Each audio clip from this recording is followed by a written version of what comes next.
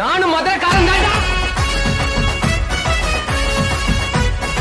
நம்ம ஊர் பக்கத்துல சும்மா கிடந்த சங்க ஊதி கிடந்த ஆண்டின்னு ஒரு பழமொழி சொல்லுவாங்களே, அந்த மாதிரி மைக்கு கையில பிடிச்சி கிடைக்குது அப்படின்னு சொல்லிட்டு இனிமேட்டு எப்ப பாரு நீ வந்து கோ பேக் மோடி சொல்லுவியா அப்படின்னு சொல்லிட்டு ஒருத்தர் பேசினாரு.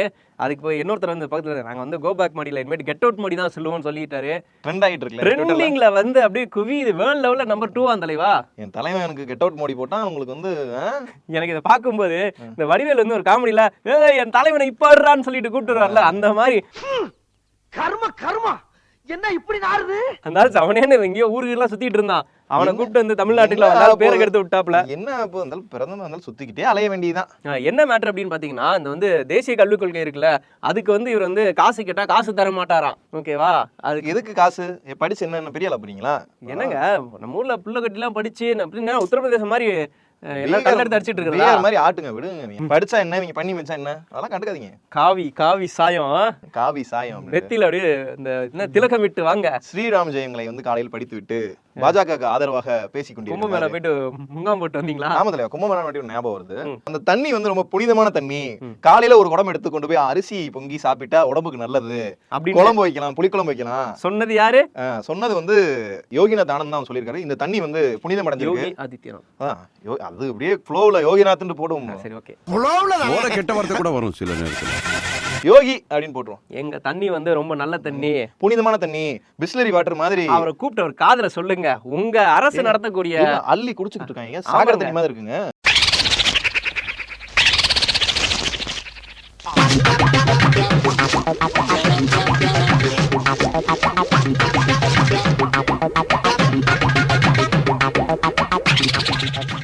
ஏங்க அப்படின்னா ஊர்ல இருக்க எல்லாருமே வந்து போய் குளிச்சுட்டு போனா அது என்ன புனித நீரா மாதிரியா இருக்கும், பன்னீரா இருக்கும்? அந்த தண்ணி வந்து அதுல வந்து நிறைய வைரஸ் ஃபார்ம் ஆயிருச்சு அப்படின்னு சொல்லி ஒரு வைரஸ் பேரை போட்டு இது வந்து ரொம்ப கொடூரமான தண்ணி, போகாதீங்கடா. சொன்னது யாரு? அதை ஃபர்ஸ்ட் சொல்லுங்க. அவர் பேர் என்ன? பூசன் போட்டுருந்தாங்களே, என்ன பூசன்? அதாவது அவங்க டிபார்ட்மெண்ட், அதாவது மத்திய அரசு நடத்தக்கூடிய அந்த டிபார்ட்மெண்ட்ல இருக்கக்கூடிய மாசு கட்டுப்பாடு பேர் ஏதோ பூசனா போட்டுருந்தாங்க. சரி, யார் சொன்னா என்ன? கண்டென்ட் தான் நம்மளுக்கு வேணும். கண்டென்ட் தான் முக்கியம் அப்படின்னு ஒன்றிய அரசோட ஆய்வறிக்கையே வந்து இந்த மாதிரி சொல்லியிருக்கு. இவர் வந்து அதெல்லாம் விட்டுட்டு எங்க கட்சியா இருந்தாலும் நான் வந்து எங்க ஊருக்கு தான் சப்போர்ட் பண்ணு அப்படின்ற மாதிரி பேசியிருக்காரு. அடுத்து என்ன ட்ரெயினா? இல்ல, ட்ரெயினை உடைப்பது, குழந்தைகளை தண்ணியில் போட்டு முக்குவது. படத்துல கொடுமை நான் இருக்கா உனக்கு? கொடுமையா? அது வந்து அந்த அம்மாவுக்கு ஞாபகமே இல்லையடா. இது இல்லாம இதெல்லாம் வந்து இந்தியா ரீதியான பிரச்சனை. தமிழ்நாட்டுக்கு என்ன பிரச்சனை? இல்ல, தமிழ்நாட்டுக்கே வந்து இந்த ட்ரெயினால வந்து மிகப்பெரிய பிரச்சனை வந்திருக்கு. தமிழ்நாட்டுடைய மாற்றுத்திறனாளி கிரிக்கெட் டீம் வந்து அங்க போயிட்டு மேட்ச் விளையாட போயிருக்காங்க. ஸோ செமிஃபைனல் முடிச்சுட்டு நம்ம வந்து தமிழ்நாட்டுக்கு போகலாம் அப்படின்னு சொல்லிட்டு ட்ரெயின்ல வந்து தேர்ட் ஏசி புக் பண்ணிருக்காங்க. அங்க வந்து பாத்தீங்கன்னா இந்த மாதிரி வடக்கன்ஸ்லாம் வந்து ஃபுல்லா ஆக்குபை பண்ணிட்டாங்க. ட்ரெயின் ஓட்டுற ஒரு ரூம்குள்ள ஏறிக்கிட்டு இருக்காங்க. நம்ம லோக்கோ பைலட்டுக்குள்ள ஏறி உட்கார்ந்துட்டு இருக்காங்க. லோக்கோ பைலட்டா? அதுக்குள்ள எல்லாம் ஏறி உட்கார்ந்து 10 பேர் அனுப்பி வீடியோ இது பண்ணிட்டு இருக்காங்க.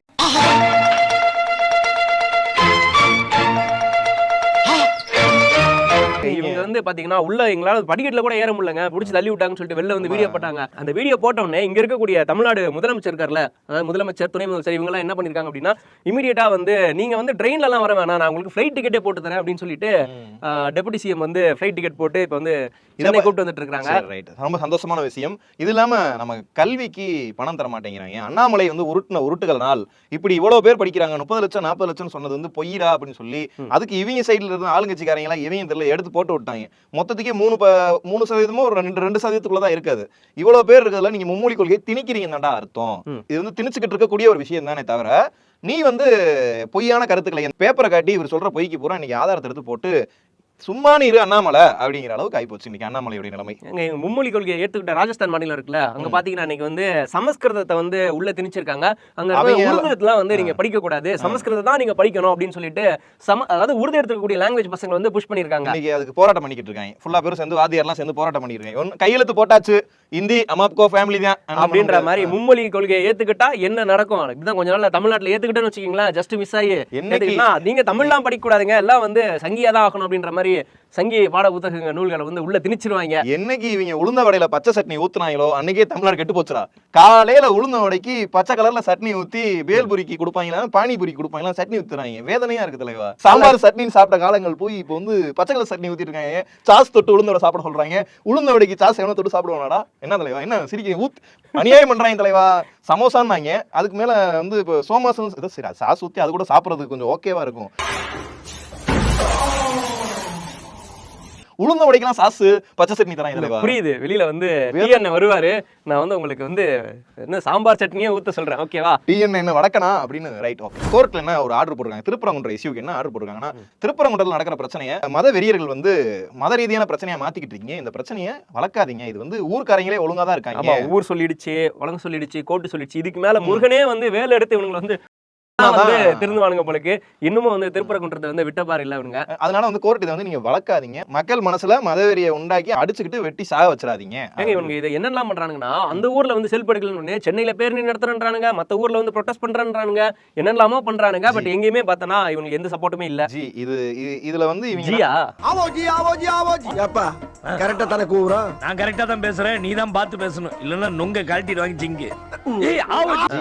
ஜி இதுல வந்து என்ன பிரச்சனை அப்படின்னா, இவர்கள் இறைவனை வச்சு இவங்க இப்போதைக்கு மக்கள் சாமியை வந்து நிறைய பேர் நம்பிக்கிட்டு இருக்காங்க. ஸ்பிரிச்சுவலா நம்புற ஆட்கள் நிறைய பேர் இருக்காங்க. ஸ்பிரிச்சுவலா தான் இவங்களை ஏமாத்த முடியும். ஸ்பிரிச்சுவல்ல நல்லதையும் கொடுக்கலாம், கெட்டதையும் கொடுக்கலாம். அந்த காலத்துல கோயில் சிலைக்காண்டி அடிச்சுக்கிட்டாங்க, வெட்டிக்கிட்டாங்க மன்னர்கள். அந்த மெத்தடை இன்னும் இவங்க ஃபாலோ பண்ணிட்டு இருக்காங்க.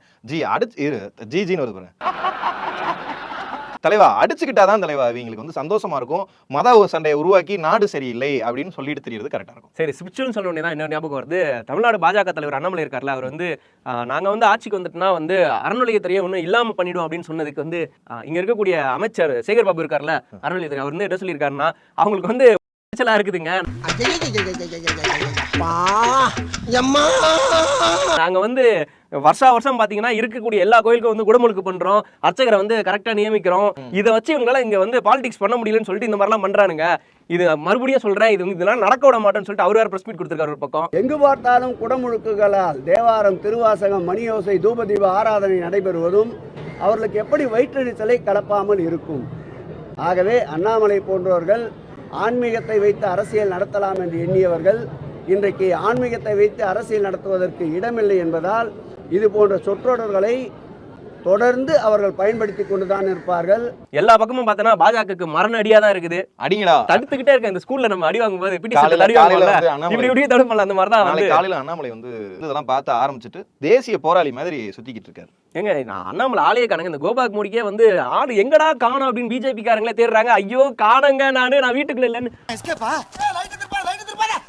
உள்ள இருந்துட்டே சவுண்ட் கொடுக்குறாரு. அவர் இல்ல முருகன் சீசன் இன்னைக்கு என்ன கிழமை, இன்னைக்கு என்ன வேலைக்கிழமை தானே, சாய்பாபாக்கு மாலை ஓட்டிருப்பார், ஆரஞ்சு கலர் சாய்பாபா. என்ன சாய்பாபா மட்டும் தான் விட்டு வச்சிருக்காங்க, இல்லாட்டி அந்தாலும் சேர்த்து போடுவாங்க இவங்க இதுல. அடுத்து வந்து சீமானை சந்திப்போம்.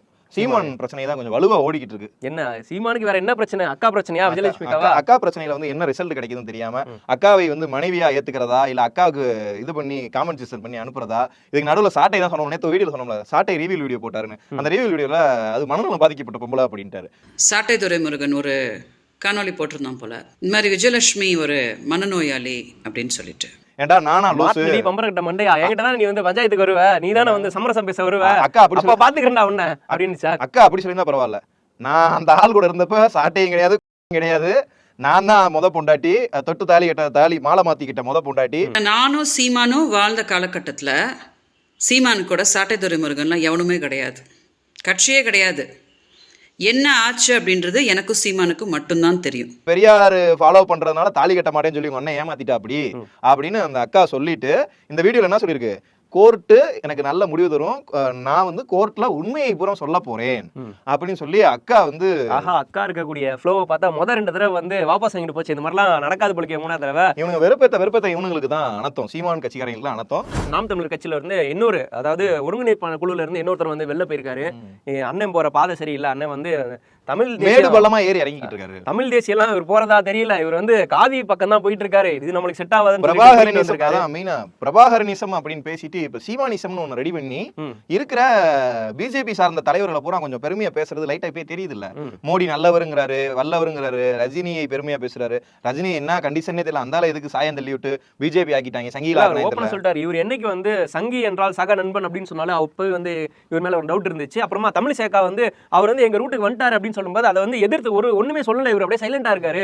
அப்பவே நாங்க வந்து கன்ஃபார்ம் பண்ணிட்டோம், இவர் கூட இருந்தா நாங்க விளங்க மாட்டோம், நாங்க பிச்சுட்டு போறோம், நாங்க வந்து வேற இடத்துல போயிட்டு நிம்மதியா இருந்துக்கிறோம் அப்படின்ற மாதிரி. ஒரு 15 வருஷம் நிறுவிய ஒரு நாத்தாக்கா மாதிரியான கட்சிகளை அது தலைவனே வந்து இப்போ வந்து உடச்சுக்கிட்டு இருக்கா அப்படி.